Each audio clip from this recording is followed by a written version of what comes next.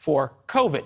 We had our resident statistician, Leland Vittert, professor of data science at Washington University, features editor at the Harvard Data Science Review, and Mark and Carol Vittert's favorite child look into this. So why are we so much worse than everywhere but Mongolia, Liberty? Well, there's a couple of issues at play here, and the first is testing. So the more testing you do, inevitably, the more positive tests you will have. And the US is testing at a very high rate. So we have a graphic here to show you what the testing looks like for countries across the world. So we will be putting up that graphic, and it will have dark blue colored countries shown that are testing at a rate that is similar or higher than the United States. And that means that all of the countries in gray here are testing at lower rates, so that irregardless of COVID numbers, they will simply show less positive tests because they are testing less. So we have to understand that since we're doing a lot of testing in the US, we're going to inevitably have more positive tests. Okay, so is it just about testing? No, we have a second issue at play here, and that's that other countries are either not reporting data at all, or they're questionable in their data, either misleading intentionally or unintentionally. So we have a graphic to show you how we can put this all together to understand where the US is.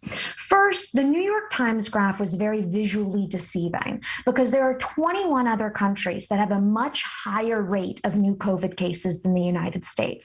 But because of that dark color that was used on the New York Times graph, we were really visually deceived. So those countries are colored here in light orange. Second, we have almost 100 countries on that same graphic where they're not reporting the data, or they're testing at such a low rate we really don't know what's going on.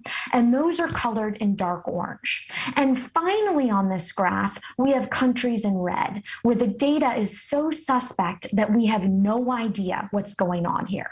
So overall, all of the colored countries on this map are most likely doing worse than the United States in terms of new COVID cases. And the countries in gray are doing the same or better. That means that about 2/3 of the countries in the world are doing worse than the US, and about 1/3 are doing the same or better. So the New York Times graph showing that the US is the worst is most certainly not the case. Okay, and we have to point out the New York Times is about cases, not about deaths or hospitalizations, which certainly vaccine rates play a huge part of. Is that the answer to this? Unfortunately, no. The metric that everyone keeps using to measure the vaccine or herd immunity of other countries is new COVID cases, and that's not the right metric to use at all. The vaccine isn't stopping all new cases of COVID, especially with this highly transmissible Delta variant. You can still catch COVID when you've been vaccinated. But what the vaccine is doing is preventing hospitalizations and deaths. And the reason we know this is because the number of people in the hospitals that are unvaccinated is 17 times more the number of people in hospitals that are vaccinated. So as you keep saying, we can't manage the cases to zero, but the vaccine is doing what we really care about, which is stopping people from dying.